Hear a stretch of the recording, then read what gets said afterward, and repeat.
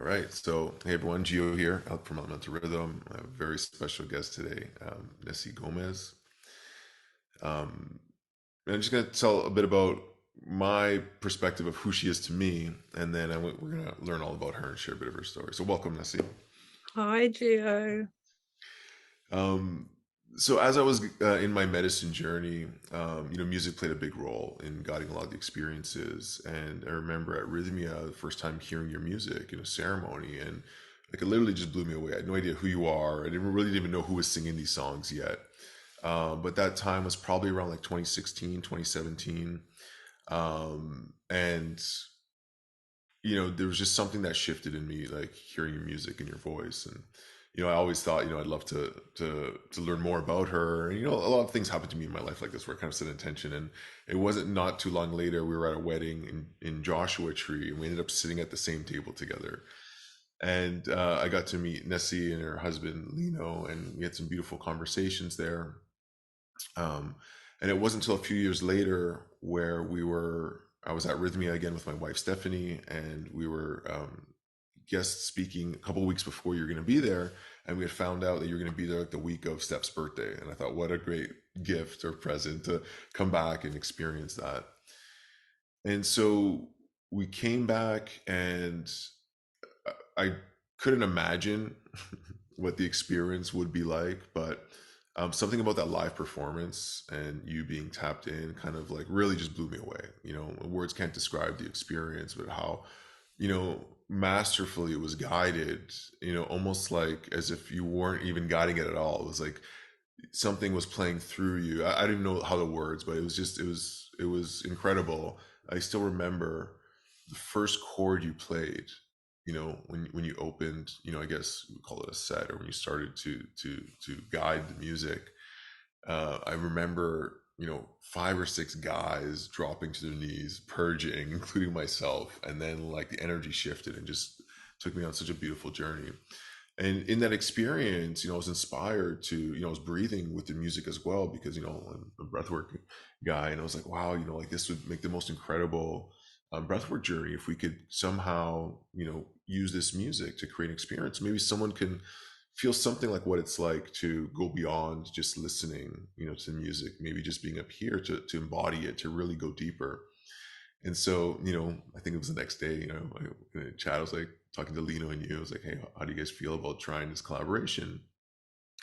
And you guys agreed. It's okay. Let's see how it goes. Let's try it out. And it took us almost a year to complete it. And now we're just about ready to release it.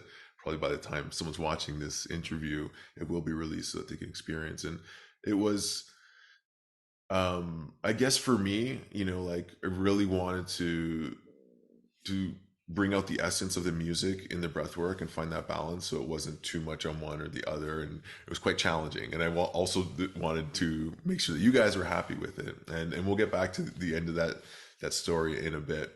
But what I wanted to really do is just introduce you, to people. So if people don't know about you, like who is Nessi Gomes, and a little bit about your backstory. Maybe we'll start there. Like, to tell me about how you like who you are and where you're from, and like how you first got into playing music. Um, oh, yes. Thank you, Gio. It's really, really great to be here with you. And yeah, thank you for the invitation. Um, well, I guess, my starting point with music was when I was a teenager. I was kind of, I guess, around about 14, and I was pretty troubled. I mean, I think anyhow, I can safely say that age is quite a complicated age. It's a very tricky age because you're kind of, you're not anymore a child, but you're not yet a woman. You're kind of in this limbo land, and you've got this whole world of, your internal world is, can be very turbulent, and you're trying to make sense of your world. And that's how it was for me in my earlier years. At least, 13, 14, 15 was really rough for me. And, and I say this with a lot of love and respect to my family. But, we didn't grow up in an environment where we spoke about our feelings, that kind of open communication didn't really exist in my kind of home environment. And so I kept a lot in, I guess, and that kind of contributed to this very dark downward spiral in my life where, you know, I was very much I was on antidepressants at the age of 13. I was self-harming. I was, you know, at one point when I was almost 16, I took an overdose and ended up in hospital, which was a very, obviously, a hugely scary time for my family. For me, it was almost like a rebirth. And, you know, it was, I remember coming out of that situation being like, okay, I really want to live. And I'm very grateful that I'm here to kind of, you know, to continue my path from the other side. But I guess what really contributed to my healing journey was music. And before kind of music or, you know, the arts was kind of acknowledged as a healing modality, I'm sure it has been, you know, but you know, that I guess back then it wasn't so well known as it is now. You know, like now we hear about sound healing and gong baths and, you know, all kinds of healing modalities. But anyway, you know, I got into music, you know, you know, I had no musical background. I couldn't read or write music, but there was such an aching in my soul, and this was my respite. This was my way to express myself. And also, you know, growing up in quite a strict household, you know, my family originally from Portugal, so rules are a bit different, you know. And you know, so for me it was like the moment I would connect to my voice, and it was very intuitive. It wasn't like, hey, I'm going to be a singer, you know. It was really like, it was just like my way to kind of make sense of my world.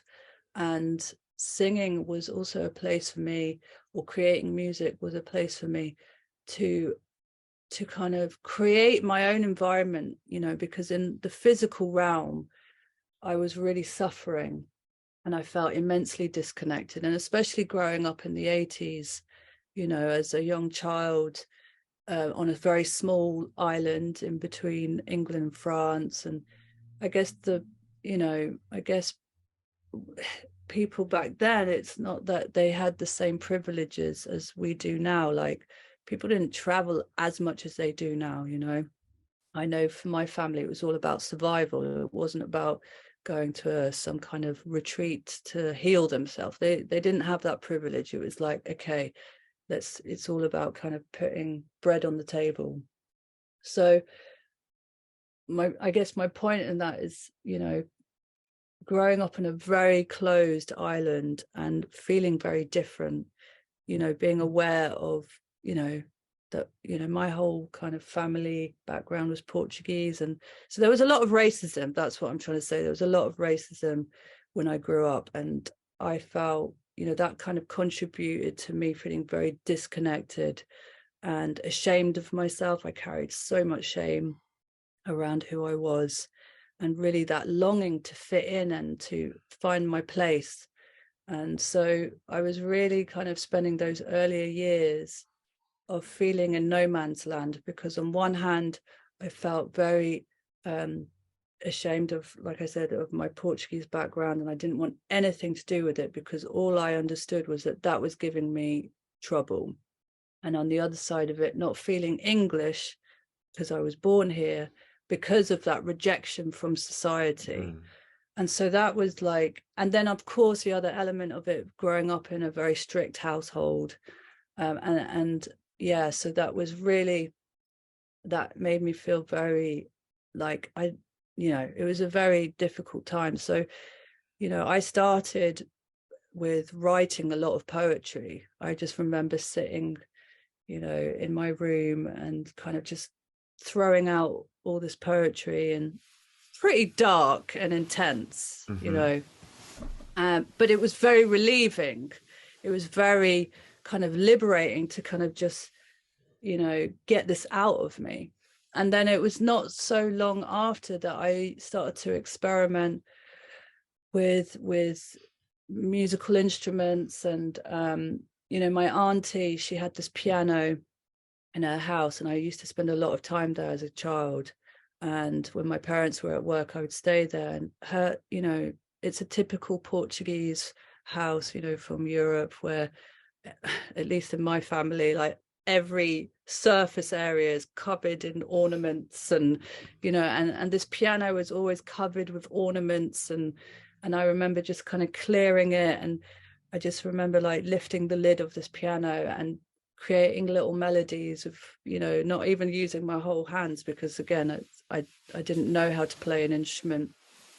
But I remember, you know, this feeling, you know, I would kind of create a little melody, and I would create a melody with my voice, you know, not really singing, you know, anything, you know, maybe not singing in tune necessarily, but I just remember the way it made me feel, and it would create this kind of electricity, and it gave me this instant connection that I hadn't felt outside of that, you know, where my world was full of this feeling of separation and shame and darkness. It was a very dark time in my life.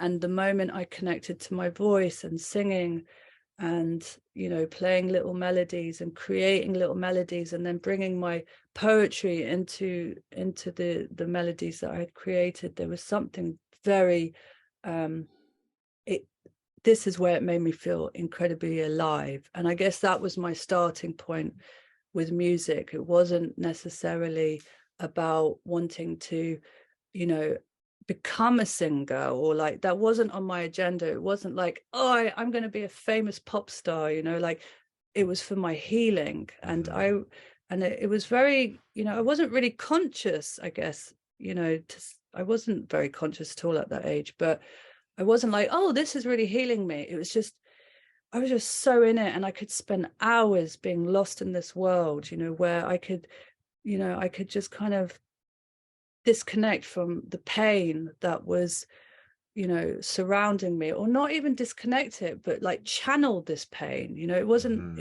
it was really my safe haven. It was my little kind of space where nobody could tell me who I can be. You know, even I was aware that, you know, okay, I'm not necessarily hitting those high notes, but I wasn't busy with that. I didn't care that I couldn't really sing in tune, or, you know, it was just the relief it gave me, and this way to kind of really harness this intense emotions that I couldn't put words to. You know, I didn't have the ability to say, yeah, this is how I'm feeling because of this situation. It was your outlet to express yourself, like cathartic kind Abs- of release and yeah. losing yourself. You know, I think there's something about that which I guess you would have to kind of be a musician or a singer to feel, but I kind of get what you're talking about. It's you almost feel high in a way where you just kind of lose yourself, and there's this kind of like feeling, and even afterwards too, like there's this kind of like glow where it's just like it's hard to put words in it, but I know exactly what you're talking about. Yeah, and you know, there's a lot of research on that as well, you know, and it explains why music and why singing as well gives us so much, because it's kind of really, you know, our endorphins, we're releasing endorphins, it helps to kind of relax stress hormones, you know. So there's a lot of, you know, I guess with singing and music and being a musician, whether it's professional or you're just kind of like getting into it, it's probably our most, especially with the voice, it's the most holistic tool that we have, because it engages our breath, it softens our ego states, it you know, it connects us to our heart, it makes us feel connected to spirit, and you know, it also affects us physically, you know, and and that's what I love about it. And it brought me into the moment so many times, you know, when I'm being lost in the mind, or, you know, kind of feeling that I'm being battled by my ego, and then just being able just to sound and voice and just relax my nervous system and help me feel safe. You know, so that, you know, that was kind of like what got me into singing. And because I felt so passionate about it. And it was really, it was really my lifeline. It was really what contributed hugely to me getting over this massive, challenge, especially after being in hospital for a week. And, I remember going to kind of seeing a counselor for some time, and and it was beautiful to be witnessed and be heard, but there was something that I found quite challenging about repeating this narrative that wasn't necessarily serving me anymore. It was like, yeah, Right. okay. And I was just tired of it, But what I loved about singing was that I didn't need to go into any narrative. I didn't need to keep telling the story of, being in a victim kind of mentality with it. I could literally just bring whatever I was feeling and feeling it physically in my body, and then give it a sound. And that was enough to transform it. I didn't need to kind of give it any words, and often when I improvise, I like to do it without words. Of course, words can be really beautiful, but it's just, first for me, it was just like connecting to the emotion. And those emotions are sometimes so big that there is no words for them. And especially when I was 15, I didn't know how to explain what I was going through. It was just so intense. But the moment I would give it sound, it would diffuse it and it would transform it. And I would leave that after singing for 15, half an hour, however long. I felt lighter. I felt more together. I felt more in my body. I felt more at peace. And so I guess, that was my starting point. And then, of course, I got into bands and I was playing all sorts of music, and I loved it. It became... What types of music were you playing? Was it always kind of like that rock, folk, kind of spiritual style music? Or were you No, like a punk band and like... I was in a funk band for like 5 years, which I absolutely loved, because there was something that was so joyful to see all ages. I don't know, like from all of my, I was in indie bands when I started out, kind of like, gothic-y, like emotional, like stuff, Yeah. which I really, really loved all that. I was really into kind of Smashing Pumpkins and Nirvana and Pearl Jam. So I had this kind of rocky, So I guess you know, we must be around the same age because those are all similar like influences of me growing yeah, up.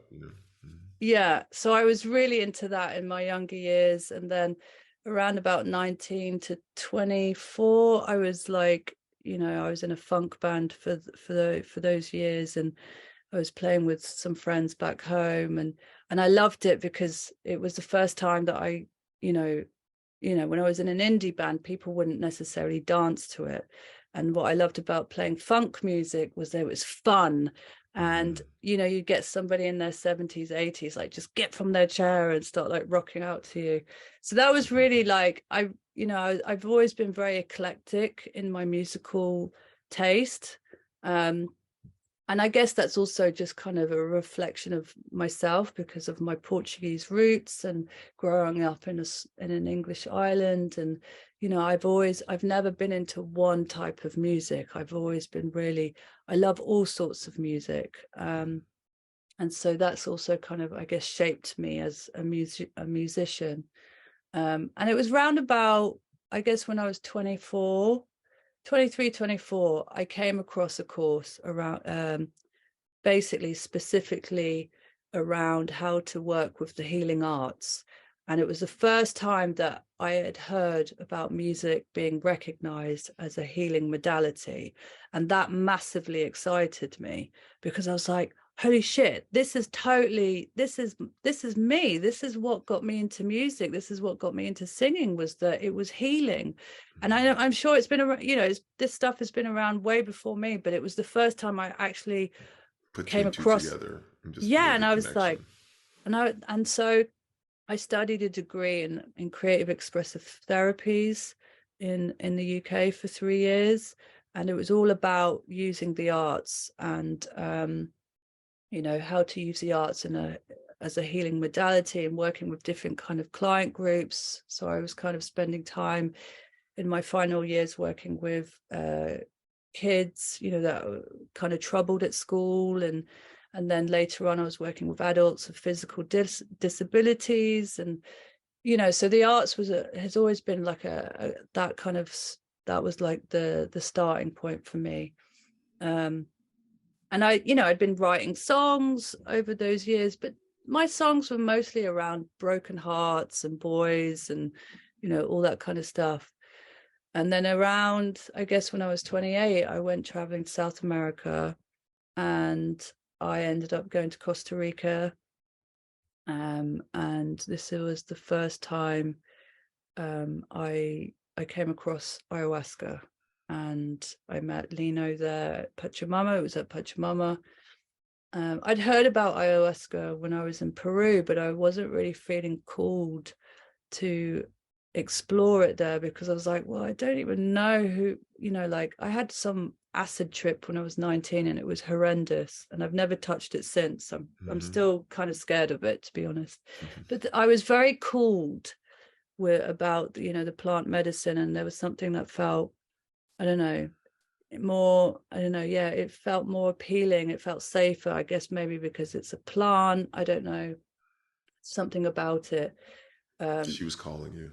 Yeah, like, I know that sounds really cliched, but it was really kind of It's so coming up. cliche, but it It's happened the to me. truth, It's like once it started, it was just like, hey, come. And it's Yeah, interesting, like sometimes it comes in a very strong and obvious way, and sometimes it's very gentle, where it's just like it knows that you need that kind of gentle, like not push you into it. Especially yeah, if you had like, a bad acid trip, no, it's like, hey, like we have to be gentle here. Um, yeah. And so I kind of like put it to the back of my mind, like I said, I came across it in Peru, and then I was just like, okay, that's not going to happen there. And I just forgot about it. And then I ended up going to Costa Rica because I had a friend from back home living there. And that was the reason I ended up going to Costa Rica, was to see her. And then somebody told me about the place, the community Pachamama, and I thought, oh, that could be cool, as a work exchange, and I had no idea what I was really stepping into. I thought it was like a yoga center, and yeah, it was a world that I could have never imagined. So I ended up going to Pachamama as a work exchanger, and I was only supposed to be there for 5 weeks. And I remember being downtown in the village, and where they're kind of sharing the events of the week, and they were kind of sharing this event called the White Night. And I remember thinking, that's such a weird name for a night, like a white night, like. And I kind of just didn't, I didn't think much of, about it. And then I asked somebody after a couple of weeks, I was like, what is this white night that is being kind of advertised downtown? And I was like, it's a ceremony with ayahuasca. And I was like, wow, holy cowbells. Like, this is, I've been wanting to do this for ages. Like, it's, like I kind of, yeah. And I was like, well, I've been here for a couple of weeks, and I feel like this could be a really good place to explore this work, because it feels safe, and I'm not just stepping into some unknown space. So I did my first ayahuasca ceremony there back in, I think it was November or October 2010, and it changed my life. It was like a 180-degree shift in my life, but not just, on that level, but on my musical. I don't know what it did to my music, but I went home at the end of that ceremony and I wrote, which is featured on my debut album, You Guided Me. That was the first song I wrote after that ceremony. And it was just, something changed in my musical approach, the way I was writing music, and also in my voice. I feel like the medicine, because I started working with the medicine after some time. I ended up living in Pachamama for 3 years. I was supposed to be there 5 weeks, but then I met Lino in my final week, and we just had this instant connection. And that's what made me decide to stay in Pachamama long term. And over those 3 years, I worked a lot with the medicine. And, I guess the first year it was just kind of clearing me out, and then stepping more into singing and ceremony and being part of the Brazilian tradition, the Santo Daime tradition. Tell me about the first time you played in ceremony. What was that like? You know, because like for a long time, even me myself, like listening to people play music and just the curiosity of like, I wonder what it feels like, this experience. And, you know, like for me, I remember a ceremony where there was this young guy. I didn't even know because it was pitch black at the time. It was at Rhythmia, and this voice comes, this guitar, and it blew me away. And I was just like, I wish I could sing like this. And the ayahuasca like stopped me in my tracks, and it says, you can. You just have to find your voice and sing about something that you feel. You know, like stop trying to be a peer. Stop trying to sound like other people covering songs. Find a song and just sing it from your heart. And that changed Yeah, everything for me. Then I started singing, you yeah. know, but it wasn't until this year that I ever played, and I wasn't even in a ceremony. It was a long story, but anyways, it's part of a ceremony. We'll skip this out of the interview part, but I ended up having to go back to my room for a reason. And there was a guitar there, and I Yeah. just started playing. But I would love to hear like that first time you played, and what that was like, if you can put words to describe it. Oh, it's such a it is so oh, I'm going to try my best to describe it, but like, because when you ask me, like, I can feel it. I can literally Hmm. it's like when you're asking me that, I feel the energy kind of coming up, rising up in me, and it is really something. I remember the first time I played in ceremony, and it's so mad because you don't feel like you're in your body. That's the first thing I remember. It's like I'm literally sitting in this vessel, and it literally feels like a vessel. And I'm looking at my fingers, and I've got my guitar, and I'm like, I don't know how I'm going to do this. Like, you always have that moment of like, I don't know what I'm doing. And the moment that, I just, there's definitely key moments where I've played in ceremony, and it's so surreal because you're singing and you're playing, but and again, this sounds so cliched, but it doesn't feel like you. And I really felt like the medicine was coming through my voice and guiding my voice. And I remember just being so blown away by it on one occasion that it kind of jolted my mind, and I forgot the lyrics because it was just so overwhelmingly beautiful. And to just be this it's like you're becoming aware that you are this vessel, and you're not just saying it, but you're like, holy shit, spirit is like freaking singing through me right now, like this medicine is like doing its work. And so it is really, and and to be carried by that, and to and oh man, it's so beautiful. Like, I can't, it's so hard to really give it a language. It feels like there's no language for it. It's such a big experience. I think And your expression just almost tells the story. You know, yeah, like yeah, it's and it doesn't always happen. Sometimes I sing on the medicine, and it's like, I'm still compassment. What's the word? What's the term? Where like you're still okay, you're still able to kind of function. mhm. Um, but still, of course, you do feel this connection. There's still that essence of it. Um, but it's quite a it's quite a thing, and I feel like since drinking the tea and since drinking the medicine, like it's guided me a lot with my voice. It's helped me to really listen to the energy and not to kind of impose my voice, but allow the voice to be guided by what's needed in the moment. So when I am in ceremony, of course I have my songs and I have my list, but I'm really being guided by that moment. And you almost become super sensitive to all the different nuances, and it's like you're like this, like your body all of a sudden has lots of holes, and you're feeling, it's like the antennas are just like going, okay, what's needed right now. And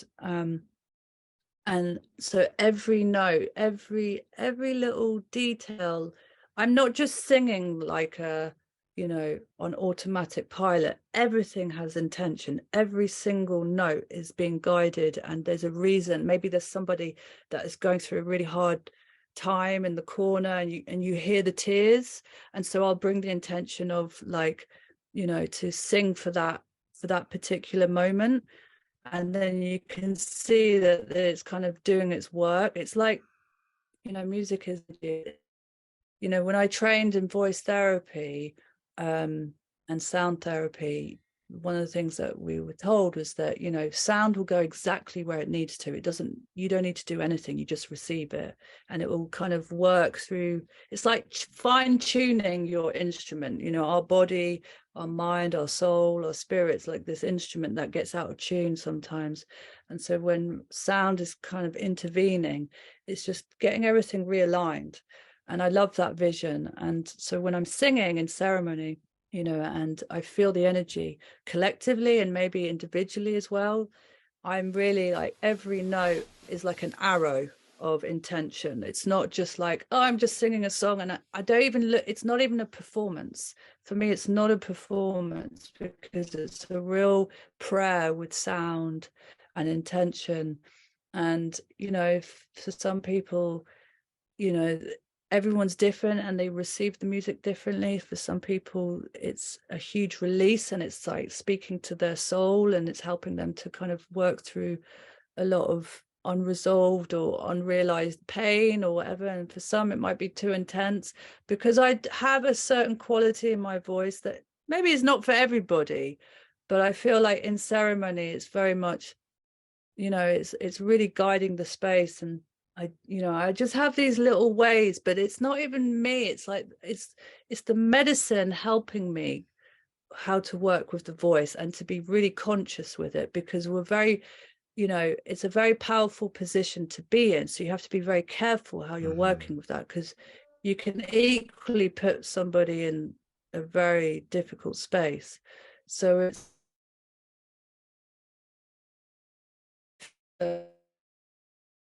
sharing the music and ceremony. I won't drink as much as maybe participants, but I will drink enough to feel connected. Oh wow, so amazing. So from there, so what happened next? So tell me about this first album release. So you started drinking the medicine, and it kind of shifted things for you. And I've seen it with many musicians, like from like pre-medicine to just starting to like a year later. It's just like the evolution is just incredible. Um, so what happened next? The internet was a bit choppy there, but most of the voice was fine. So how Yeah, are you seeing me okay? yeah. It said, okay, I see you great. It said my internet was a bit unstable, but I've got it connected to an Ethernet, so it Okay. shouldn't be too Yeah, so any challenging. parts where you're talking, I could always put a B-roll of like, Yeah, you playing some music or something, or I yeah, think it'll be fine. Yeah, so tell me about, let's talk about like how then, this the first album when it came out, or what the journey then happened from there to you becoming, this internationally re renowned artist that, has I always find that so weird when like, because it doesn't really click in my head. I'm still like Nessie from the little island of Guernsey that just wrote some songs, and I don't know, it always feels a little bit kind of surreal when like people say international art, like that's how yeah, it you feels are. sometimes. Um, but I don't know. So look, everything that when we left Pachamama, so we made the decision to leave Pachamama in 2013, and we had nothing. We didn't have anything. We just had this. I'd been collecting songs that I'd been writing from ceremony, and a lot of these songs. That was my way for the integration, right? Because you come out of ceremony and it's like you've got all this insights and stuff to work with, and I didn't want to just forget it, because that can happen, right? Where you have this amazing ceremony and then a week later you don't even remember what happened. And so these songs were like songs of integration. That was how I integrated the understandings and the wisdom from the medicine. And we left Pachamama, and with nothing, and we just had this vision to create the album, and everything was beautifully guided. Like, it didn't make sense to my rational mind. My mind was just like, you need to get a real job and like forget this whole music story thing. But there was nothing like, this was like, it was so big, it was like we were really being guided. And again, I say this cautiously, because sometimes this kind of way of communicating can sound really like, cliched, but it was really true. It was really true that everything just kind of fell into place, and we made this album. And I didn't really know how it was gonna, I wasn't really making an album for the masses. Do you know what I mean? Like, I had these songs that I just wanted to put down, because I just felt like, as an artist, if they just stay with me, then nothing else is going to come through. Like, I had to just record them and put them out, and put it out for our community, because I did a lot of work in ceremony. I'd been singing in ceremony for a while, and it just felt very, very kind of nourishing for myself to get these songs out. And then, so we did a crowdfunding campaign to raise money for the album, because like I said, we had nothing. We came from Pachamama with maybe $10 in our pocket. And then, and I had a lot of doubts around the whole process. It was a hard process for me. Recording the album wasn't an easy process. It was like I had to really burn a lot of this internal dialogue, all these unhelpful beliefs that I'd been carrying for many years. And so the creation of the album was a real rebirth for me. And for me, that was success in itself. The fact that I created that album was enough for me. And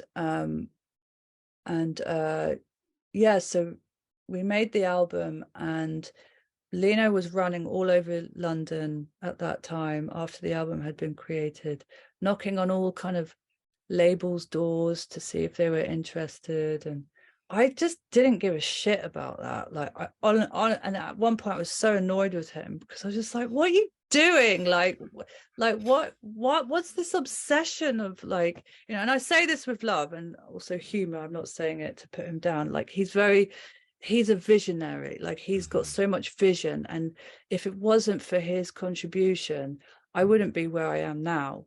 He saw it. Because he saw it. And so it took me time to catch up with that, because it was so like overwhelming for me.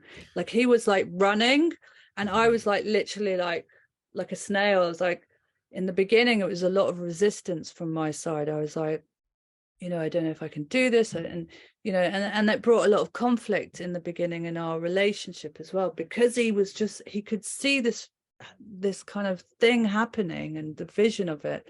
And I didn't feel ready, or I was telling myself I didn't feel ready. I had a lot of fears. Anyway, we made the album, and then he was approaching labels, and they were all kind of saying, yeah, it's nice, but there's no hits. And and I just didn't give a shit. I was just like, I couldn't care if there's a hit on here or not. Like, I didn't make this album to create a hit. I created this album for myself. I created this album for my heart, for my own kind of healing journey. And so at one point the penny dropped, and he got over that whole story. And he kind of had an epiphany, and he was like, you know what, actually this music is going to go exactly where it needs to. And I was like, hallelujah. Like, and so from that point on, I would say it kind of that happened in winter, like around December 2016. Because I guess he had also me, and some, I would be kind of not being honest if I didn't have some kind of high hopes. But I was just like, I just don't want to be stressed with all of that. So around December, he kind of realized, actually, this is going to go exactly where it needs to. We don't need to do anything. We don't need to push it. Like, and that also relieved us from a lot of that pressure. And from that point on, we just started slowly getting invitations. We also did like a little kind of tour in Europe. So when we were making the album, Lino had the vision. He always gets his visions in the shower. It's like, it's a great place to get my downloads. um so he had the vision of, let's go to Europe, let's do a little tour, let's promote the music a little bit. And so we organized 3 months on the road. We hired a car, and we were playing in people's living rooms. We were playing to 20 people, we were playing to 30 people, we were playing to 5 people, and we were having the time of our life, like it just felt like amazing to be in service to the music. It wasn't, again, like it wasn't like I was trying to achieve to get some kind of, this was just who I was, this was just part of my life. And it just felt like, oh my God, I've been living in Guernsey for so many years, and I have so many amazing friends that are super talented, and I don't know, I think because of the community and the medicine music community, I had a tribe to play to, because when I was growing up, it was mostly pubs and alcohol vibe, and actually I'm really grateful for those earlier years of playing in pubs, because it gave me confidence as well. Like, there'd be loads of drunk people and you'd be playing a song and nobody gives a shit that you're playing. But it was a really good place to kind of develop and grow and practice new material and not feel too self-exposed. But so there's, every piece in my puzzle has just been, it's all been necessary and beautiful. And of course, when I released my album, which was 2016, like medicine music hadn't really had a name for itself back then. And it didn't, I would say it's only been in the last few years that it's really kind Well, of. I think even in 2016, most people still hadn't even heard of ayahuasca. No, it Like was still super underground. yeah, like I remember releasing a documentary.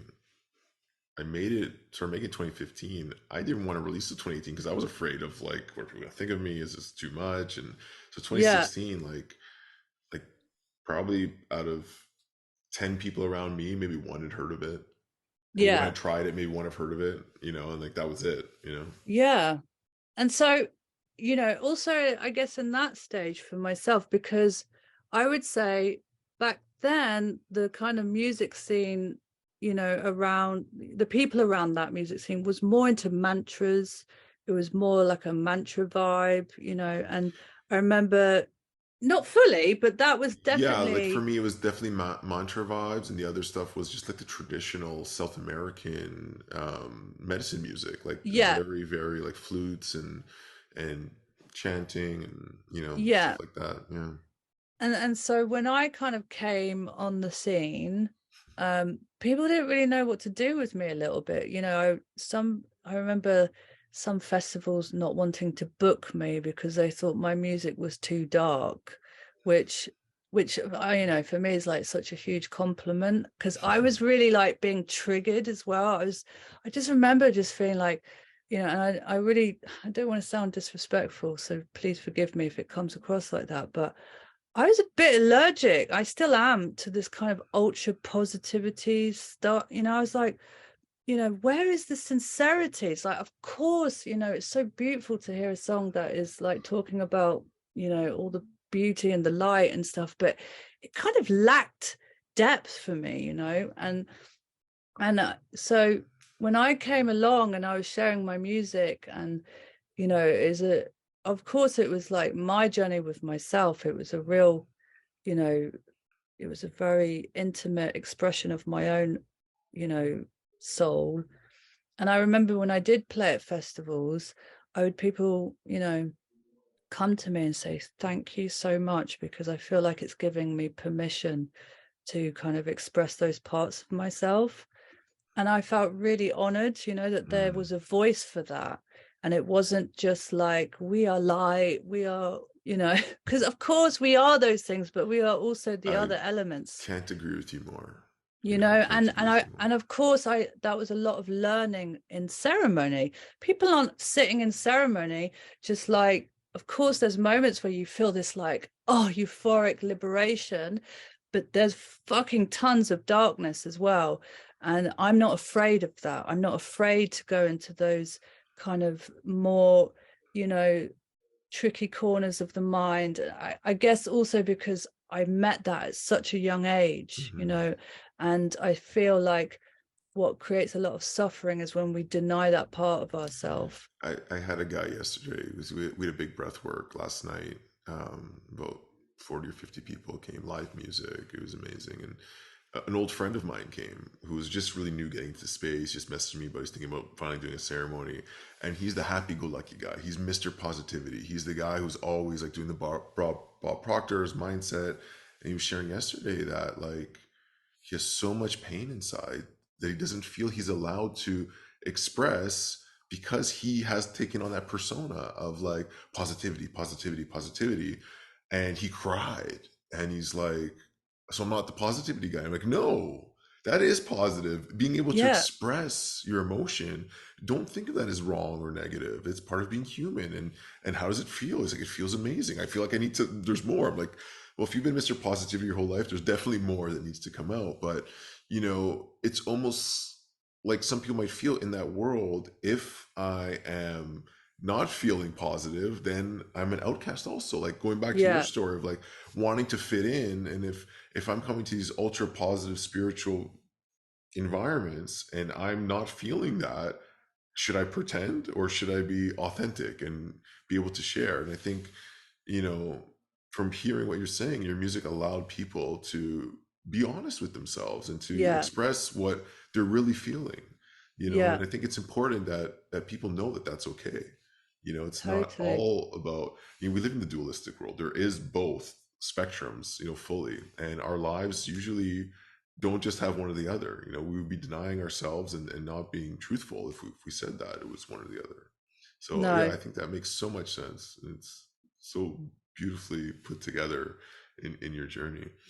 yeah, And so you're doing the tours, and I mean you're starting to kind of connect with this community, and people are really feeling that change of pace, I guess, in the expression of the music. absolutely. And, and it's, yeah, it feels a real honor, really, and I mean, I love all kinds of music. Do you know what I mean? I mean, also, it's very hard for me to. Sometimes people like to characterize my music and call it spiritual, and I don't look at it like that at all, and I don't want to be kind of limited to that, because I feel in general we are all very complex human beings, and we have so many different layers of expression, and I want the freedom to express whatever needs to come through. And sometimes that might be really shallow, and sometimes it might just be, you know I don't know. I went to a Beyonce concert a couple of weeks ago, and I freaking loved it. And it was so liberating, and, and it was just fun, and people just letting go. And it was, yeah, I just, it's really important that we have the freedom to just express all different parts of ourselves, and not get too caught up into certain ideas of what expression should be in order for it to be sacred and holy, because it's Right. all, like, I just, when I was growing up, I listened to so much stuff that wouldn't necessarily like fall into spiritual music, but my God, it touched me spiritually. And it, Hmm. and it's like, sometimes there's so much around that, and having certain personas, and I just don't, for me, I just want to have the freedom to kind of explore and express whatever needs to kind of be And I think present. I think we do that as human beings, where we ascribe to one thing like a religion, and there may be something in a different religion that speaks to your soul, but you feel like, oh, it's not my religion, so I can't, connect with it. There's all this fear around, the same thing with music. I know some people that probably listen to like heavy metal and just allows them to let that part of them, maybe that anger, to just to like release it. And there's some Yeah, very deep connection to that. And like even like tribal music was all about like moving, shaking, like heavy drumming to kind of release that. So yeah, I agree with you. I don't think it should be. This is what I even say like about breath work. It's like it's not spiritual, but it can be. But you yeah, put the words to it that you feel. Like, how do you describe this experience for you?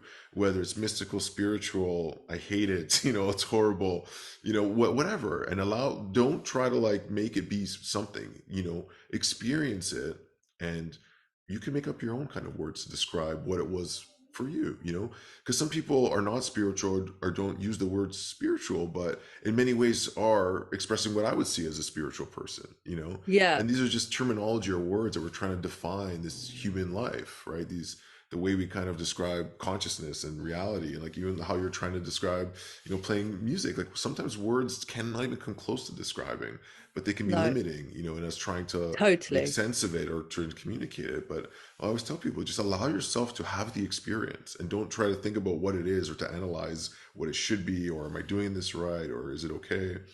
You know, it's Yeah, just, especially when they're having like a challenging time with it, right? mm-hmm, So, when I remember when we did your breathwork session, it brought up a lot of intensity for me. And, I couldn't speak at the end of it. Like, I know we were going to have a moment of just kind of reflect. I was so in the anger came up for me. Like, I mm-hmm, was like, I was in this ball of anger, and I had no words. I couldn't communicate. And it's like, sometimes we think like when we do this work that there's got to be some particular outcome, mm-hmm, and it's the same when I do my voice work. I'm always saying, whatever comes up is totally valid. We're not trying to achieve some kind of spiritual, achievement, or that you're going to feel lighter and you're going to feel like whole. Like, you might feel fucked up afterwards for a bit, and that's all right. And to give it space. mm-hmm.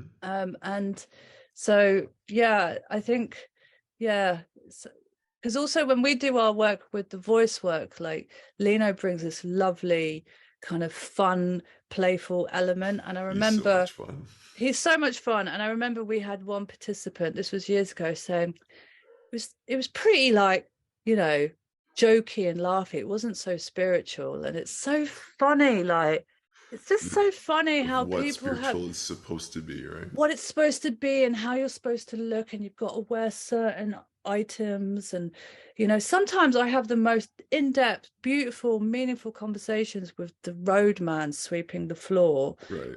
that feels so sincere, and there's no spiritual ideas of what life should look like or sound like or be like. and and And and for me, it's just like all about awareness. It's like it yeah, doesn't have to be this, but what is coming up within you? This anger, you know, there's something there that's trying to get your attention that you know, might need to bring awareness to, or to make a shift, or this judgment of like, I'm getting triggered because it's too fun. You know, yeah, okay, like there's an awareness there, you know, yeah, like Lino in that situation was a tool to raise your awareness to something within you. I don't have that answer. You know, yeah, we can talk about it. I can share my perspective, but really it's, you know, up to you to kind of see, okay, like what's happening here? You know, why am I feeling so angry right now? And it could be something from, you know, way back that's being triggered again that maybe needs more awareness and healing. And maybe it's something that's really present, like right now in your life. That's like, okay, like something needs to shift here. And yeah, it's different for everyone, but I agree 100%. It's like maybe 90% of the people are having this light, fun, cathartic experience, but those that aren't, it's like it's not that something's wrong with you or you're doing it wrong. It's like in this moment, this is what you need. You know, this is yeah. exactly what you need to process. And I think, you know, at the same time that you were having that experience, I was on the other end and I was like, she hates it, you know, she doesn't like it, and you know, okay, you know, like I I didn't care about all really the work. loved it. Yeah, I didn't care about all the work. I like you know, we put a lot of work into it, but like that was beyond it. I was like, okay, like you know, what was most important was that you guys loved it, and so Yeah, you know, you didn't come on camera, and I was talking to Lino, and Lino had a you know the opposite experience where like he he was was so, crying, and you yeah, know, he and was like completely like we were in so different worlds. And I just remember like being really triggered by him as well, just like, shut up. Like, I was just like, but like, no, he was, and it's interesting. It was just really interesting. And I was just completely shut down afterwards. But I think that's the key. It's awareness. It's not about trying to achieve anything. It's not like, right, if I do this, and this, then I'm going to become some enlightened being. And I think, that goes for everything. It's all about awareness. And it's an opportunity. It's an opportunity to make a conscious choice. I can stay here and be identified with this anger, or I can be just like looking at it as an opportunity for growth and be curious. The emotions are like a map inward, and if you want to follow that map, it's going to lead you to something, and a lot of the times these strong emotions are tied to a belief about ourselves or a belief about the world, to the lens. And when all these things trigger that belief or that core wound or whatever, we feel the emotion, and it's trying to say like, hey, like there's something in here that needs to be healed or changed. And coming back to that experience, like he just said, listen, when Nessie, comes together, like she'll share. And so, here I'm sitting for like 24 hours and I'm waiting. And then I got a message from Lino. And I think it was later that night, like 3 or 4 hours later. He's like, Nessie's just has a hard time with breath work because it brings up a lot for her. She loved the music, so, but she's going to share tomorrow. I was like, what does that mean?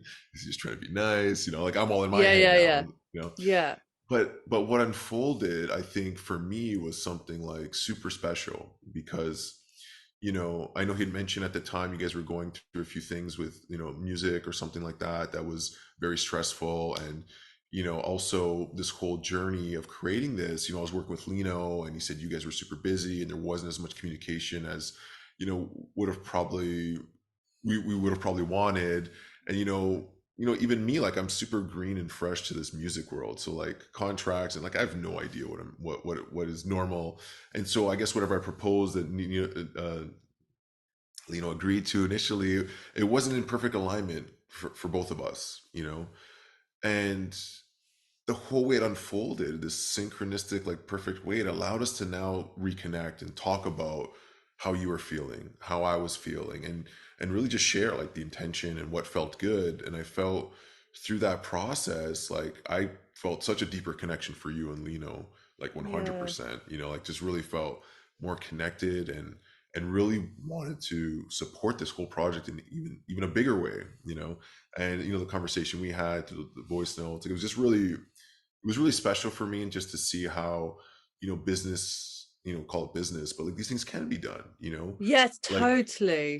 in my life, in my old life before I had my transformation, everything was about winning. It was about, can I get more, can I make a profit, and it was always at the expense of someone else, Yeah, and moving into this space, you know whatever you want to call it, the healing arts or just being more conscious, and the world, the state of the world that it's in right now, I think we need to look at things differently and really really be conscious of everyone else that's affected, yeah, like we are all related and we have all these relations, and it's really important to honor that and to really hear. And I think that the short-sightedness of my past was the short wins, make an extra 5% here, get this deal, do this sale. But what I've been learning is the more I really just give authentically and really be open and understanding of others, the abundance comes from all different places, tenfold, a yeah, hundredfold, the a million opportunities. And times. it's you can, an accounting system can never capture it, like No, never, because there's not a system for that in the world right now that yeah, it maybe understands or has a level of consciousness to see. But my journey has been more awareness, to just kind of be open to this, and I've been able to see it and feel it and experience it in ways that I can't even describe. Like the synchronicities, like 1 in a billion, it feels like. But then always the guy's like, no, it's 100%, it can only happen this way, although it seems totally improbable. Like this was how it was supposed to happen. no, it was so beautiful, and I was so grateful for that, because it was, I mean, it was just the timing was probably perfect, because it was really in the middle of something that I was going through personally. And that whole thing, the breathwork session just kind of brought it to the surface. And it wasn't even anything about you, or what I mean, it was just like, it was really kind of going into that wound and that kind of situation. And what I loved about that as well was, the resolution that we had, not that, just to make it clear that there wasn't any big bust up or anything, Right. but you know the I think I've been so used to kind of like people demanding and jumping and being like, right, I want this, I want that, and I guess I got a bit clawy, like kind of protective, and then and feeling unseen. Again, this is not you. It was just tapping into some kind of wound stuff. And the resolution that, you know, the fact that I could share with you, and that you were so approachable, and it was like there was something in my body that said, I feel safe. I feel safe. And that immediately disarmed me, you know, and that things can be resolved, and or like, you know, because it was a bit scary. It was like, oh God, you know, like, because I really loved what you created. You know, I remember sitting there going, wow, that's really cool. And I was doing my breathing and stuff, but I was also like very curious and kind of listening to the music and seeing how it had been transformed and adapted to fit this kind of new way. And I was really kind of blown away by the production of it, and also the way you guided it was immaculate. You know, Thank you. sometimes this stuff can make me cringe, you know, because it's like, oh God, but it was really beautiful, and it felt very holding, you know, it was really holding.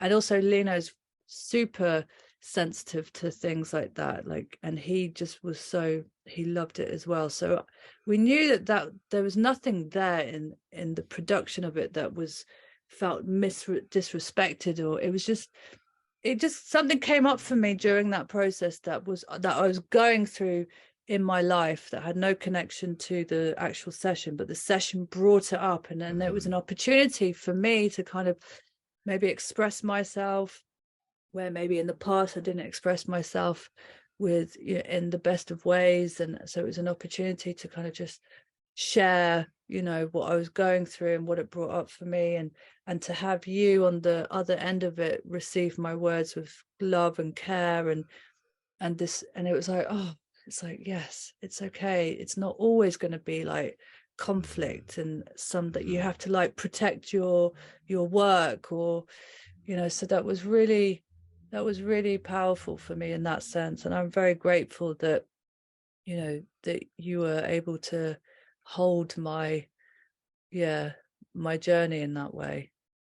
Yeah, thank you, Nessie, for sharing that. And yeah, it was beautiful for me, and it also helps me to learn, like to open that conversation maybe earlier and really just connect about, you know, it was an experiment in a way because we'd never done anything like this before. But you know, working with artists, it's like this really like to nurture that process and that communication maybe in a better way. So I learned so much from it. I'm also equally grateful. I know we're running a bit short on time. The songs we selected, can you speak to them at all? You know, about, you know, all related, you know, Heine and Falling Birds, and then the last one was Hold My Hand. You know, Oh, I think the way you selected the way they were kind of, the way they were placed in the journey was amazingly perfect. You know, it's probably what I would have done, you know, and in terms of the decision of where to bring the song. And I guess when you say speak about the like songs, all do you, related, like to you, what is that song about? Like, can you speak okay. to that a little So bit? for me, I guess all related is this, you know, it's like, I guess there's so many layers to this song, but the one that And I always listened to stands your out. music so much over the last years. I was like, oh, like hearing the lyrics again and again, and just like going deeper into it. And I could see how much depth each song has, you know. And each Yeah, song itself is like a journey. Like yeah. I felt like, yeah. So, anyways, sorry to interrupt, but yeah. No, not at all. Like all related is kind of acknowledging our humanness, acknowledging that we can all go through life, you know, with very different experiences. You know, we all have very different stories to tell one another. And but at the end of it, if you peel back all those layers of you know, if you peel back all the stories back, and we all want the same thing, you know, we all go through life where we're on our knees, you know, but, you know, and there's you know, there's a lot more that unites us than what separates us. Mm, And for me, you know, and I'm not saying that I feel this all the time. Of course I have moments where I don't feel that we're all related, you know, like there's moments where I feel really disconnected from people or from society or from like what the hell's going on with the world. But to come back, for me, this song is a real song of remembering, like, that beyond all those ideas, we are all connected through love. Love is what unites us, it's like that line in our darkness. I can't remember. It's so funny. I'm not very good at remembering my words when I speak them, but I'm good at when I sing them. No more darkness in this love, like, it's just it's kind of, I traveled so much in the last few years, and meeting different cultures, and you see the same expression, you see the same needs that we all have, like, it doesn't matter if you come from a wealthy background or a more kind of less financially wealthy background. It's like we all want to feel safe, we all want to thrive, not just like through abundance, but through just feeling joy in our life, and Having a sense of purpose, having find purpose, having fulfillment, meaning. and yeah. And for me, this song is really like, I always play this now. It used to be a song that I would play in the middle of my set, and now I save it for the end, because it's like we go on this whole journey with the music, and then it's like, okay, this is the finale, like, let's call this energy in. We are all related in love, we are all connected, and and whenever those moments of feeling separated or getting lost into the challenges of life, and just to come back to remembering, because when we sit around that fire, or we sit in ceremony, we feel that unity.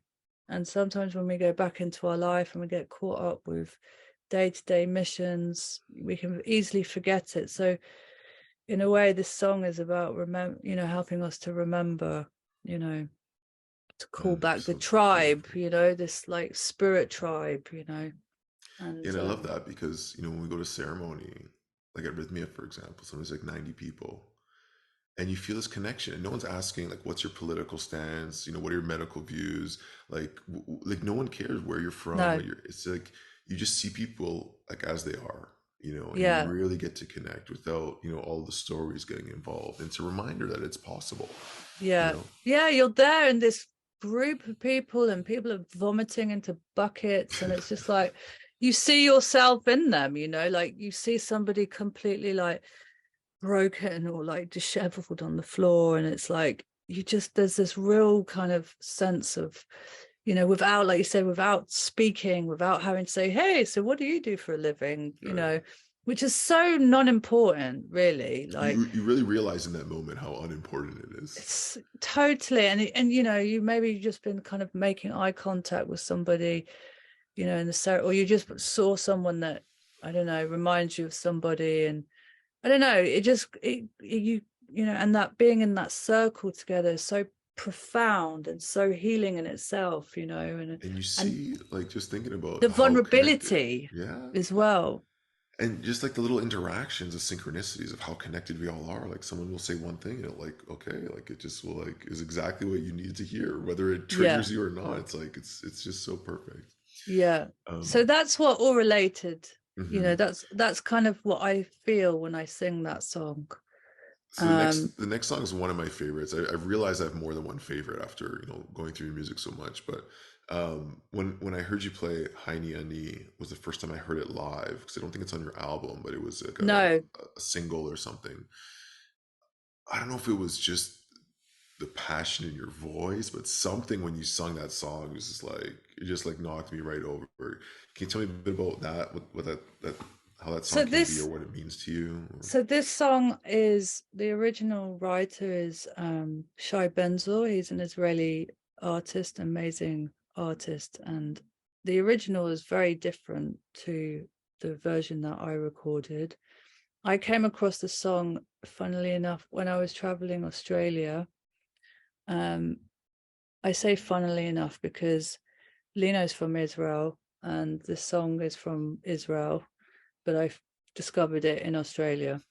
And I was invited to a singing circle, and there I was sharing all related, and then the lady that was hosting it, she shared this song, and I just remember feeling so deeply connected to it. without kind of understanding the lyrics at that time. And then I was learning it when I was traveling Australia, when I was touring Australia. I was just playing it because it was just nice to play something new for a change. And I just fell in love with it. And then Lino translated the lyrics, and I think, yeah, the lyrics are something like, here I am, completely yours, do as you will with me. I have come empty, I surrender. Um, within me, I will hear your voice, even if everything is taken away from me. I will surrender, and something along the lines of, it will fill me with inspiration. From the pain, it will fill me with inspiration. And as somebody who loves kind of diving into the dark, and this beautiful, the translation of this just went even deeper, and something about the melody and singing in another language that wasn't Spanish, that is like, I love Hebrew. I think Hebrew is an incredible language, and a lot of Hebrew songs are incredibly deep. They just go really, like, there's just something about that language that just does Mm-hmm. something. And so, yeah, for me, this is about surrender, and really, yeah, it's such a powerful one. And I see that it's people really, really connect to this song. And yeah, I want to give my gratitude to Shai, who wrote this song, this beautiful prayer. And I feel very grateful that he gave me permission to do my own version of that as well. So It's such a beautiful song. yeah, it's amazing. And I think also the way it was recorded. So Misha Malovobado, he produced it. He plays double bass on my album. He plays a lot on Dan Eat's album. And we recorded it in his house in London. And he's also a genius when it comes to harmonies. And I feel like, yeah, it didn't need much, this song. We were very clear that it just literally needed the guitar, the voice, and this other instrument. I can't remember the name of it. And then, of course, the layers of the voice. And yeah, he did an amazing job to that. Yeah, amazing. Um, and then there was Falling Birds, and then yeah, I'll go. I'm really happy you chose Falling Birds, because this is I really love this song. And I love playing it when I'm sharing it live. There's a part of the melody that, anyway, I have no idea what this song is about. It's one of those songs that sometimes in my writing process I come with a melody, and if I get the melody, if it kind of resonates, then I start to get visions. And Mm-hmm. so I'm just singing the visions. And of course there's some lines that I can relate to, that I know that that's kind of some part of my life that I felt at a particular point, but I really have no idea what Falling Birds is I about. think that's beautiful too, and I think people connect to it in their own way. And Yeah. it means different things to different people. Yeah, so yeah, it's a bit of a mystery, that song. You know, f- I don't feel a sadness when I sing this song. It doesn't make me feel sad. It's just kind of really like, I don't know. I feel like I'm dancing in some other realm when I sing Love this that. song. But I don't really know what the meaning of this song. It just came, like I just got the imagery of a bird. And but yeah, but I love that. I love when there's not really maybe some major meaning, and maybe there is meaning, but at different point, I don't know. But I love to play it. That's a great song. And then the last one was Hold My Hand. Yeah, And I it was love Hold such a My Hand. beautiful song, like just really. And we made like, I guess, an extended version because the way it was recorded, a lot of these tracks were kind of like, I think you did the guitar and the other Yeah. instrument, whatever it was, together. So we had a lot of trouble initially, and then we Yes. found a way to kind of Yeah, pull it together. I remember you had the challenge, and I also had the challenge. So this is the thing about Hold My Hand.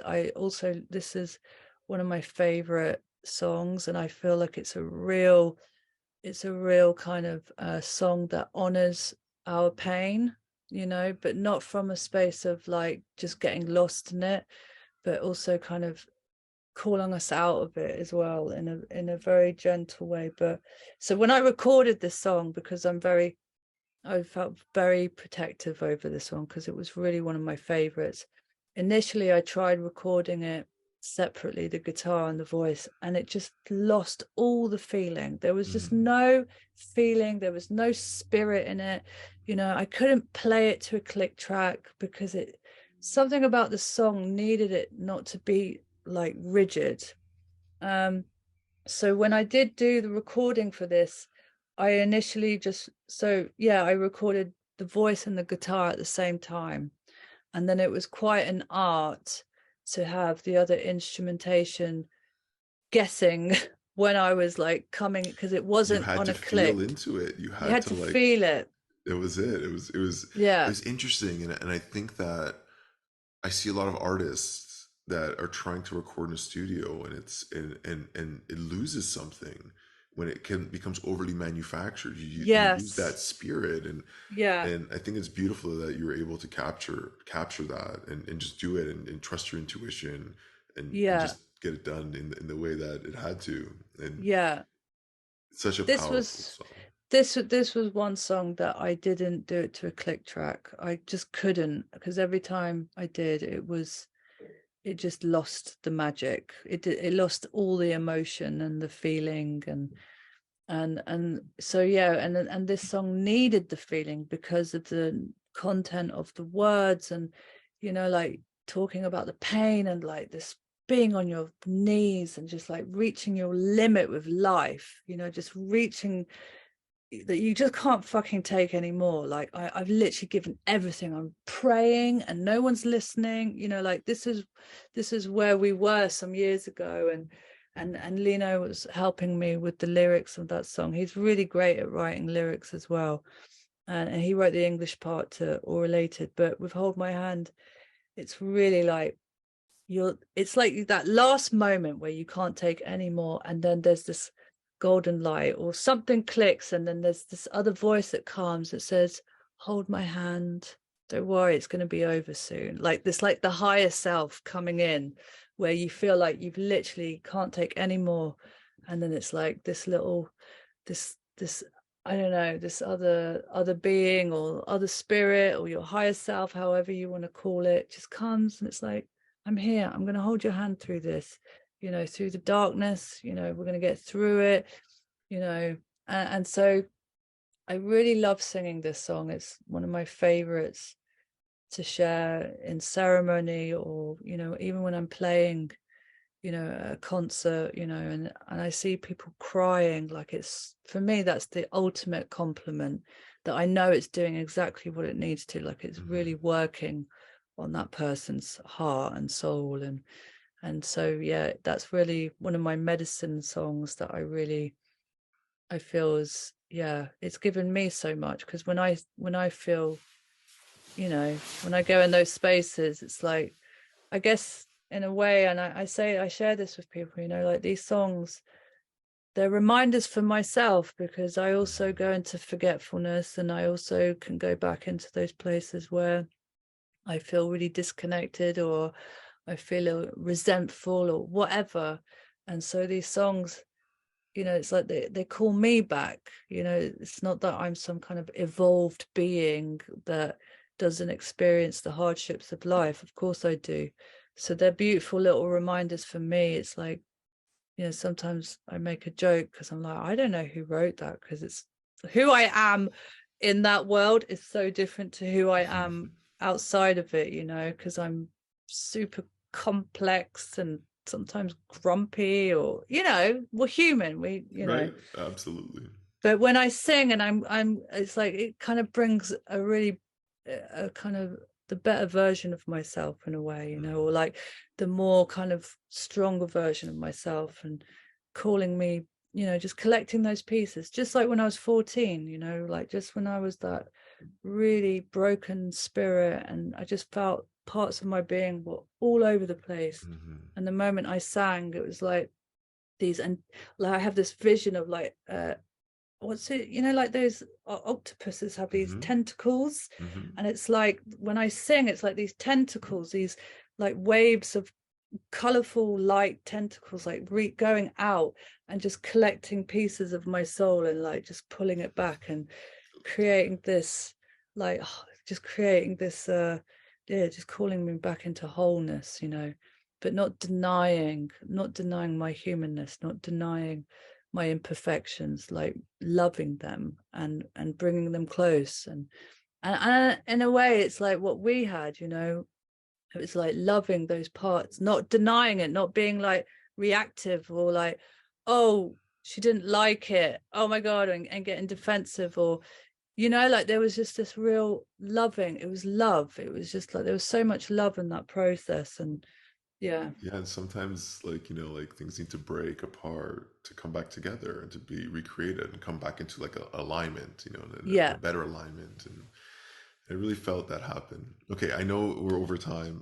No, it's fine, don't I worry, could listen don't to you worry. speak all day, just the passion you have and the way you talk. Um, I guess just in closing here, just maybe we can set an intention, set an intention, for this track, for this experience. For me, the intention is to share this with whoever needs to hear it, and for them to know that the intention is to bring more awareness, to help them to kind of see themselves in whichever way they need to help their growth and their journey. And also to honor your music and to showcase that, because even within the music itself, there's so much passion and wisdom and transformative guidance in there, just in the music. And if I can share that with more people, um, I think it's just gonna help them in whatever way it needs to, and also support you and everything that you're doing, you and Lino Mm. and your beautiful family. And so that's my intention with this. And then I'm also open to receive. I'm hoping that people become more aware of breath work, if they want to learn about it and all that kind of stuff. Like, I'm open to however that comes, but the real intention is just to give first and just to be open to Yeah, all about however the that. universe goes. Mhm. No, it's beautiful, and I feel very honored, and thank you so much for receiving my music in that way and having this vision. And I feel that, like, like my album, when we started our version, started our journey, that you know I think this work that you've created will go exactly to the people that will need it and receive it. And it's so beautifully done. And I think the fact that there's so much heart there, and it's really coming with such good intention, and that it is just going to do its thing. And it's like ripples, you put it out and it will just do its thing. There's nothing to Mhm. do. There's nothing to do. There's It's nothing just to do.